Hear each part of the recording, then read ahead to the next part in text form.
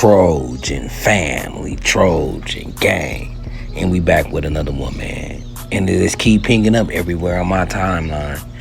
USC has moved in #1 for the tight end Mark Bowman, y'all. Right now they talking about this kid is looking like we in the lead right now for the Wildest being Texas. I think we know his family got ties to Texas and whatnot.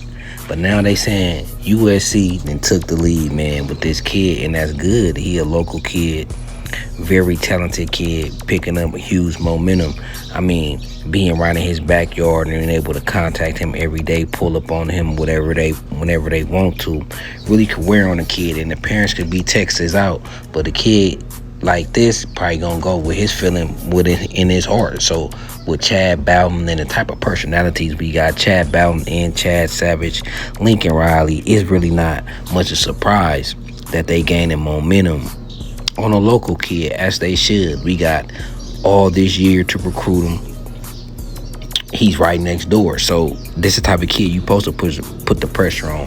A 5-star kid in your backyard, put the pressure on him. And we competing with Texas with this one. So let's try to keep this kid home, man. I know a lot of us fans love Mark Bowman, right? And that'll be another modern day kid that we tally up and get that pipeline going. You know, we got Tom and we got Sean Scott locked in for modern day.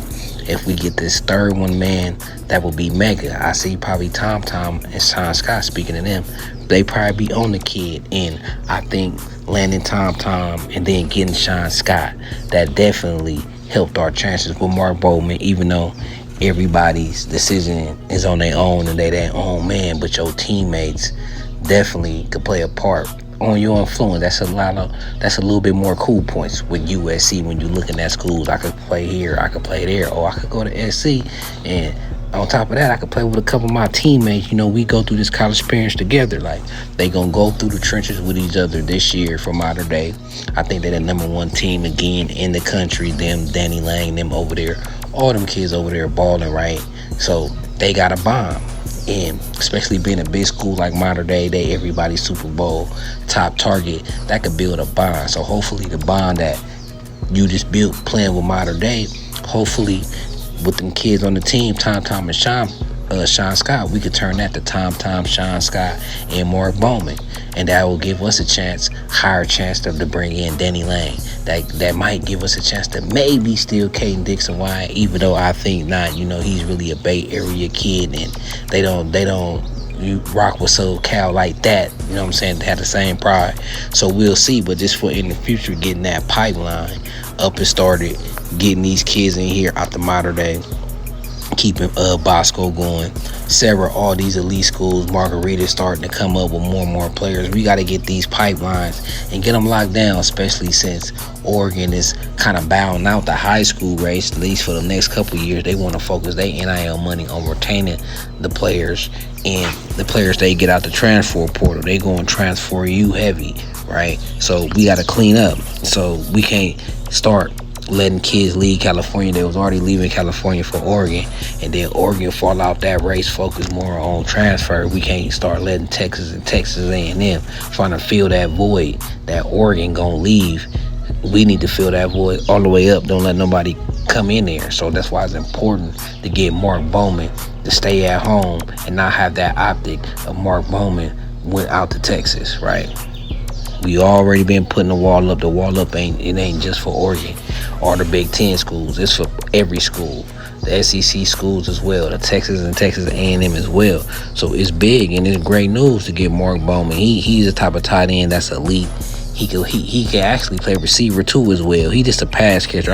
I just call Mark Bowman a true pass catcher that we could use, and that's why I would like to see USC use the tight end more. That would help with recruitment for this kid. I want to see Walker Matthews or Walker Lyons or one of our tight ends break out, because that'll help with the recruitment with this kid. So I think with knowing who our top 2 receivers is with Jacoby and Makai, we'll iron that out sweet. Then we'll have the tight end game, right? Add the tight end and that 2 elite receivers in the tight end. So hopefully Walter Matthews and Walker Lyons can ball this season, because that'll help USC secured his commitment with Mark Bowman. Now, Bowman, he got a chance to finish as the highest rated tight end to come out of California in at least the last decade, right? That's what GB, Greg Biggins, wrote on Bowman's scouting report. You know what I'm saying? He get the comparisons to Brock Bowser's ever since his freshman year. And when you see him in action, they look valid. He got great hands. He shows the ability to make plays down the field. He an advanced route runner and a dominant run blocker. Has the rare combination of size and skill and athleticism, 6'4", 225, and toughness. He's one of the few players that you can actually study and really struggle to find a discernible weakness in his game. Guess that's why that kid is a 5-star. He's solid. He a beast. Hopefully we can bring him in. And if we do that, you know this class is going to skyrocket up even more. Tally up that score. So until then, man, it's Carter family. It's Trojan gang. It's a fight on forever. Until the next one, man, I'm gone. Y'all stay safe out there. Peace.